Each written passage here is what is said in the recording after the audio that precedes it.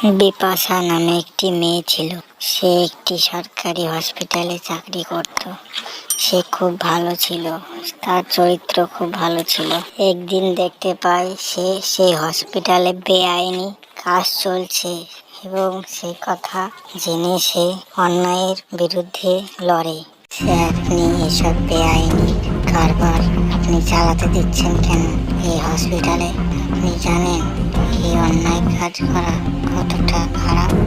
বিপাশা, তুমি ভুল বুঝছো। এটি একটি ব্যবসা। এটি আমাদের হসপিটালে চলে ঠিক, কিন্তু এটির পেছন অনেক বড় বড় নেতাদের হাত আছে। তুমি জানো, এটা বন্ধ করতে হলে আমাদের এই হসপিটালটাই বন্ধ হয়ে যাবে।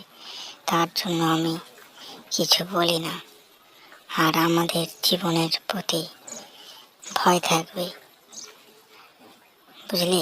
তুমি কিছু বলো না, না হলে তোমাদের ওপর কোনো পদ আসতে পারে, কোনো বিপদ আসতে পারে। তুমি ওদেরকে কিছু বলবে না এই ব্যাপারে। তুমি কাউকে কিছু বলো না, বুঝলে? তোমার কি যায় আসে?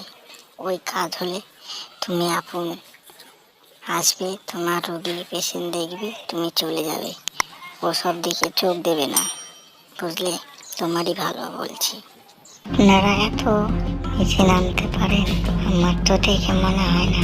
আমি সবাইকে বলে দেব আপনারা এরকম কাজ করছেন এই হসপিটালে বেআইনি। আমি এই অন্যায় সহ্য করব না।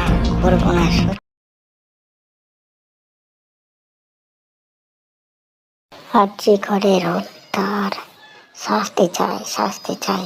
আরজি করের হত্যার শাস্তি চাই। কিসের জন্য ধর্ষণ করে মারলো আরজি করকে?